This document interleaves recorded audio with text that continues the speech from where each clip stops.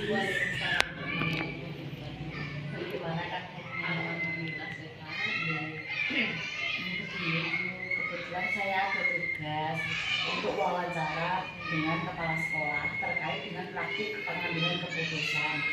Bolehkah saya mengajukan beberapa pertanyaan, Bu? Jadi begini, Bu. Selama Ibu menjadi kepala sekolah di SDN 2 Sidoarjo ini, adakah suatu masalah yang Ibu hadapi sebagai pemimpin di mana masalah itu menimbulkan dilema dalam penyelesaiannya? Jika ada, boleh nggak Ibu menceritakannya kepada saya beserta cara penyelesaian masalah tersebut? Tentunya saat kita menjabat menjadi seorang pemimpin, untuk masalah setiap hari itu pasti ada beberapa masalah yang timbul terkait dengan masalah yang memang membutuhkan penyelesaian yang urgent maupun tidak. Terkait yang ditanyakan itu ada beberapa masalah yang berkaitan dengan problem dilema etika. Contohnya seperti ini. Kita di sekolah ini itu memiliki tata tertib atau beberapa peraturan untuk anak tidak membeli jajan di sembarang tempat, terutama di area pagar sekolah. Karena apa? Dalam sekolah kita tentunya memberikan pembentukan karakter. Tujuannya kita melarang itu memang tidak lain anak agar mentaati tata tertib, membiasakan diri disiplin dengan aturan yang ada di sekolah. Lebih-lebih kita memiliki kantin. Nah, yang terjadi masalah di situ yaitu di pinggir pagar sekolah kita itu ada wali murid yang memang kebetulan anaknya sekolah di sini dan berjualan. Akhirnya secara langsung kan kita kalau mau menegur itu juga tidak enak karena anaknya sekolah di sini. Kalau tidak kita tegur, aturan dan tata tertib kita juga diabai oleh anak itu juga. Nah, itu yang merupakan salah satu contoh masalah problem etika terkait yang ada di sekolah kita. Lantas keputusan apa yang Ibu ambil saat itu? Nah, untuk menghadapi masalah itu, karena satu kita harus memiliki tata tertib dengan komitmen yang kita ingin capai, kemudian kita juga di sisi lain harus memberikan istilahnya menghargai wali murid, karena tidak mungkin kita menegur secara keras. Kita memberikan kesempatan kepada anak-anak untuk boleh jajan di wali murid itu, tetapi dengan catatan tidak saat pada jam pelajaran atau istirahat dalam jeda pelajaran. Artinya memang saat jam-jam istirahat. Keputusan yang sangat solutif ya, Bu. Jadi begini, Bu, dalam modul ini yang saya pelajari ini ada dua jenis dilema, yaitu dilema etika yang merupakan dilema kebenaran, lawan kebenaran, dan bujukan moral. Dan bujukan moral yang merupakan kebenaran lawan kesalahan. Nah, kalau menurut Bu Titis, bagaimana Ibu dapat mengidentifikasi kasus-kasus yang muncul ini? Mana yang berupa dilema etika dan mana yang berupa bujukan moral? Kita biasanya kalau untuk mengidentifikasi suatu masalah sampai kita merefleksi dan menyelesaikan masalah itu sendiri, kita biasanya mengambil dari beberapa laporan dari pihak guru sendiri yang ada di sekolah, kemudian ada beberapa laporan juga lagi dari lingkungan masyarakat, dan nantinya kita dari masalah yang mengacu pada moral ataupun kebenaran itu sendiri, nanti kita biasanya juga menggunakan sistem SWOT. Dalam pemilihan kita ada yang namanya sistem SWOT, itu nanti kita ada keunggulan maupun kelemahan sekolah dan dikaitkan dengan masalah yang ada untuk memberikan penyelesaian yang terbaik untuk masalah itu. Ya, berarti seperti kasus dilema etika yang Ibu hadapi tadi ya. Iya, betul. Berarti selama ini bagaimana Ibu menjalankan pengambilan keputusan, terutama untuk kasus-kasus dilema kepentingan yang sama-sama benar atau sama-sama mengandung nilai kebajikan? Ya. Untuk pengambilan keputusan dari kepemimpinan seorang kepala sekolah itu ada dua jenis. Yang pertama, keputusan itu memang ada yang tidak urgent, artinya tidak urgent kita memang perlu memberikan beberapa pertimbangan karena masih ada jeda waktu untuk memberikan keputusan. Biasanya kita mengadakan rapat dengan beberapa informan, bahkan kita juga nanti akan kita bawa pada rapat dengan guru untuk bagaimana memberikan solusi dari masalah itu. Tetapi apabila masalah itu memang harus urgent, seorang kepala sekolah itu tidak perlu pertimbangan dari pihak guru itu sendiri, karena tidak mungkin urgent dan rapat sean, tidak mungkin. Jadi saat kita mengambil keputusan yang urgent, kita mengambil keputusan dari keputusan pribadi kepala sekolah sendiri dengan mempertimbangkan beberapa hal tanpa meminta pertimbangan dari luar karena urgent. Apabila tidak urgent dan memang itu penting, kita tetap memberikan kesempatan kepada seluruh sumber daya yang ada di sekolah, terutama Bapak Ibu guru dan staf penjaga serta informan untuk membantu kita dalam memberikan beberapa solusi dan alternatif dari penyelesaian masalah itu. Adakah langkah-langkah atau mungkin strategi seperti apa yang Bu Titis biasanya lakukan menyelesaikan masalah dilema seperti ini, Bu? Kalau langkah strategik itu memang kita ada yang namanya penyelesaian masalah secara strategis. Kalau menyelesaikan masalah secara strategis, kita pasti membutuhkan yang namanya perencanaan strategis juga. Dari masalah yang muncul, kita memberikan atau membuat perencanaan strategis. Dari perencanaan itu nanti kita akan melaksanakan dari alternatif-alternatif yang sudah kita buat dari perencanaan itu. Kemudian dari pelaksanaan kita akan melaksanakan evaluasi atau sejenis monef lah untuk mengetahui sejauh mana alternatif atau penyelesaian masalah strategis tadi dapat menyelesaikan masalah yang ada. Dari monef, dari perencanaan, pelaksanaan monef, nanti kita melakukan refleksi kembali apa-apa yang perlu dibenahi. Ada nggak Bu hal-hal yang Bu Titis anggap efektif dalam pengambilan keputusan pada kasus-kasus dilema etika seperti itu? Ada memang dari beberapa perencanaan. Contoh kalau masalah di sekolah itu sebenarnya banyak nih. Kalau dari perencanaan strategis itu sendiri sampai pelaksanaannya, kita memang apalagi untuk saat ini, contoh paling sederhana pada masalah saat ini itu kita gencar-gencarnya sedang ada deklarasi anti bullying atau anti perundungan. Itu kan termasuk jenis masalah problem terkait dengan etika dan moral juga ya. Itu untuk penyelesaian alternatif ya kita tidak butuh yang namanya rapat. Apabila saat itu juga ada masalah terkait dengan pelanggaran deklarasi bullying ataupun perundungan itu sendiri, saya sebagai kepala sekolah yang memberikan pembinaan secara langsung kepada siswa yang bersangkutan. Adakah yang menurut Bu Titis merupakan tantangan dalam pengambilan keputusan pada kasus dilema etika itu, Bu? Kalau tantangan sebenarnya itu banyak, tapi tergantung kita menyikapinya. Kalau memang yang urgent, kita mengambil keputusan secara urgent untuk menyelesaikan masalah yang urgent juga, kita kan tidak perlu pertimbangan terlalu banyak dari luar. Tapi yang tidak begitu urgent, meskipun itu terkait dengan etika maupun dilema moral itu, biasanya menjadi kendala itu justru malah teman-teman kita sendiri, mungkin guru-guru saat kita ajak untuk memberikan beberapa alternatif solusi. Mungkin ada juga keputusan-keputusan yang kita ambil, beliau-beliau itu tidak begitu setuju. Jadi sehingga menimbulkan sedikit kendala bagi pengambilan keputusan. Apakah Bu Titis memiliki sebuah aturan atau jadwal tertentu dalam menyelesaikan sebuah kasus dilema etika? Maksudnya, apakah Ibu langsung menyelesaikan di tempat atau memiliki sebuah jadwal untuk menyelesaikannya, atau memiliki prosedur tertentu untuk menyelesaikan sebuah kasus dilema itu, Bu?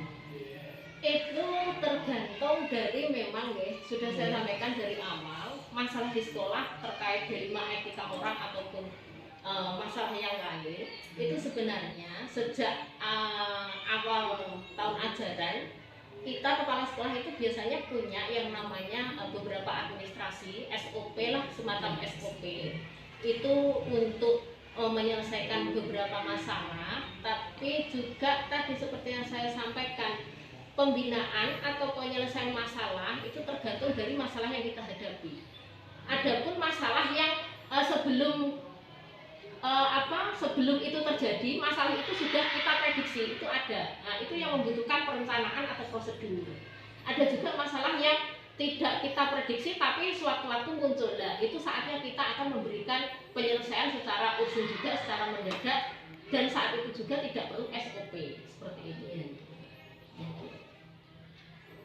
Adakah seseorang atau faktor-faktor mungkin yang selama ini dapat mempermudah Bu Titis dalam mengambil sebuah keputusan untuk kasus-kasus dilema etika itu, Bu?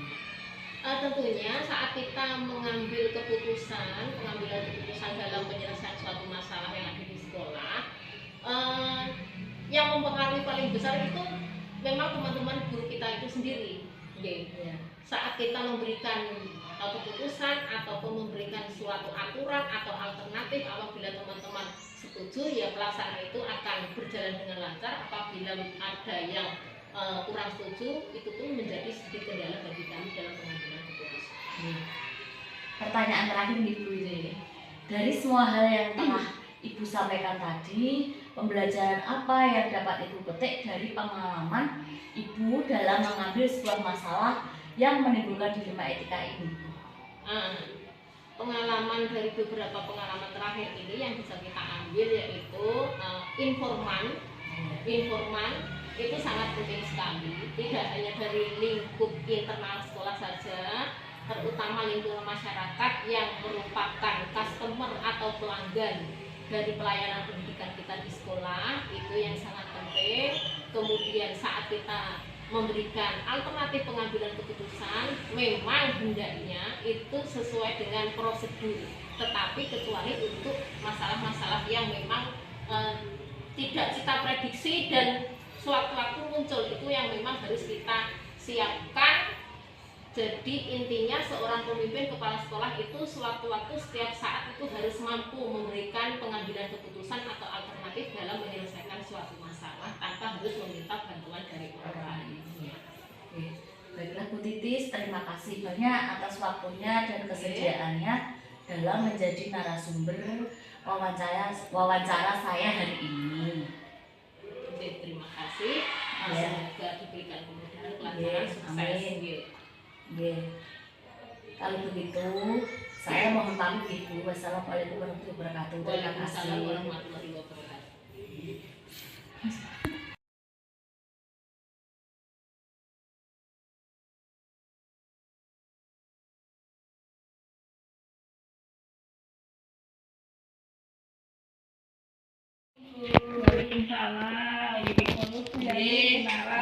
Terima kasih Bu. Assalamualaikum warahmatullahi wabarakatuh Bu Puji. Bagaimana kabarnya? Alhamdulillah baik. Bu Yani bagaimana kabarnya dan keluarga? Alhamdulillah sehat Bu, juga baik, sehat. Ada keperluan apa Bu Yani berkunjung ke sekolahan saya? Iya ini Bu, kebetulan saya ada tugas untuk wawancara dengan beberapa kepala sekolah terkait dengan praktik pengambilan keputusan. Bolehkah saya mengajukan beberapa pertanyaan Bu? Monggo silahkan. Jika ada yang saya bantu, saya akan membantu sebisanya. Jadi begini Bu Puji, selama Ibu menjadi kepala sekolah di SD Gladi Purwo ini, adakah suatu masalah yang Ibu hadapi sebagai pemimpin di mana masalah itu menimbulkan dilema dalam penyelesaiannya? Jika ada, boleh nggak Bu menceritakannya kepada saya beserta cara penyelesaian masalah tersebut? Ada Bu, terkait dengan penempatan PPPK yang di sekolah kami, yang mana saat itu di sekolah kami sudah lengkap formasi gurunya, formasi guru kelasnya ya, karena GTT kami itu baru juga mutasi di sekolah kami, kan tidak manusiawi kalau GTT itu dimutasikan lagi ke tempat yang baru gitu. Seperti itu ya Bu. Iya. Lantas keputusan apa yang Ibu ambil saat ini Bu? Yang pertama kami membicarakan dengan Korwil dan pengawas untuk memberikan solusi kepada kami terkait guru kelas kami yang akan tidak pegang kelas apabila nanti P3K jadi ditempatkan di sekolah kami begitu. Wah, keputusannya sangat solutif itu Bu. Jadi begini Bu, dalam modul ini yang saya pelajari ini ada 2 jenis dilema Bu, yaitu dilema etika yang merupakan dilema kebenaran lawan kebenaran dan bujukan moral yang merupakan kebenaran lawan kesalahan. Nah, kalau menurut Bu Puji, bagaimana Ibu dapat mengidentifikasi kasus-kasus yang muncul ini? Mana yang berupa dilema etika dan mana yang berupa bujukan moral? Kalau menurut saya, lihat dulu masalahnya atau kasusnya. Jika kasusnya berhubungan dengan ranah hukum, berarti itu bujukan moral. Sebaliknya, jika tidak berhubungan dengan ranah hukum, itu dilema etika. Apalagi jika dampaknya memang benar di satu sisi dan benar di sisi yang lainnya. Jadi sudah bisa dipastikan itu adalah dilema etika. Oh, berarti seperti kasus dilema etika yang Ibu hadapi tadi ya? Apakah akan mempertahankan GTT atau menerima P3K yang baru itu, di mana keduanya merupakan keputusan yang benar dan tidak melawan hukum? Iya, betul sekali Bu Yani. Ya. Berarti selama ini bagaimana Ibu menjalankan pengambilan keputusan terutama untuk kasus-kasus dilema kepentingan yang sama-sama benar atau sama-sama mengandung nilai kebajikan, Bu? Menurut saya lebih memilih nilai kebajikan yang harus dijunjung tinggi, Bu. Karena dengan menjunjung nilai kebajikan seperti keadilan, kejujuran, kemanusiaan dan lain-lain, maka kebenaran itu sendiri akan mengikutinya. Iya, seperti itu ya Bu berarti. Terus adakah langkah-langkah atau mungkin strategi seperti apa yang Ibu biasanya lakukan untuk menyelesaikan masalah dilema seperti ini, Bu? Apa ya Bu, yang untuk mengatasi masalah seperti ini, saya mengkonfirmasikan kepada guru GTT yang bersangkutan dan berdiskusi dengan Korwil dan pengawas. Selanjutnya saya juga merefleksikan diri bagaimana kalau saya ada di posisi mereka, hal seperti apa yang saya inginkan atau saya ingin diperlakukan seperti apa. Ya Bu, ada nggak Bu hal-hal yang Bu Puji anggap efektif dalam melakukan pengambilan keputusan pada kasus-kasus dilema etika seperti itu, Bu? Saya rasa semuanya akan efektif jika kita komunikasikan dengan baik kepada semua pihak yang berkaitan, yang berkepentingan dengan kasus itu. Adakah menurut Bu Puji merupakan tantangan dalam pengambilan keputusan pada kasus dilema etika itu, Bu? Tantangannya cuma satu, Bu. Iya. Yaitu tidak adanya keterbukaan dari salah satu pihak. Apakah Ibu memiliki sebuah aturan atau jadwal tertentu dalam menyelesaikan sebuah kasus itu tadi, dilema etika? Maksudnya, apakah Ibu langsung menyelesaikan di tempat atau memiliki sebuah jadwal untuk menyelesaikannya, atau memiliki prosedur tertentu untuk menyelesaikan sebuah kasus dilema itu, Bu Puji? Kalau jadwal tertentu tidak ada, Bu. Tapi kalau prosedurnya jelas ada. Seperti kasus yang saya utarakan tadi, saya memerlukan diskusi dengan Korwil dan pengawas untuk mencari solusi terbaik bagi semua pihak. Adakah seseorang atau faktor-faktor mungkin yang selama ini dapat mempermudah Bu Puji dalam mengambil sebuah keputusan untuk kasus-kasus dilema etika ini, Bu? Tentu saja ada, Bu. Saya berdiskusi dengan Korwil dan pengawas dalam mengambil keputusan penting, terutama yang berhubungan dengan kepegawaian. Oh, jadi begitu ya, Bu. Pertanyaan terakhir ya, Bu. Gini, dari semua hal yang telah Ibu sampaikan tadi, pembelajaran apa yang dapat Ibu petik dari pengalaman Ibu dalam mengambil sebuah keputusan atau masalah yang menimbulkan dilema etika ini?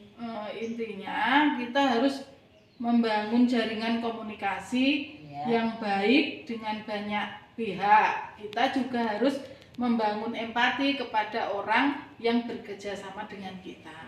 Ya, berarti seperti itu ya, Bu. Okay. Ya, Bu Puji, saya mengucapkan terima kasih atas waktunya dan kesediaannya dalam wawancara sebagai narasumber wawancara saya hari ini. Ya, Bu, sama-sama. Ya. Kalau begitu, saya mohon izin dulu, Bu. Semoga lancar semua pekerjaan Ibu hari ini. Amin. Semoga juga Bu Yani acara guru penggeraknya sukses, lancar, amin. dan selalu sehat. Iya, amin, Bu. Saya berterima kasih dan saya mohon pamit ya, Bu. Assalamualaikum warahmatullahi wabarakatuh. Terima kasih ya, Bu. Waalaikumsalam warahmatullahi wabarakatuh.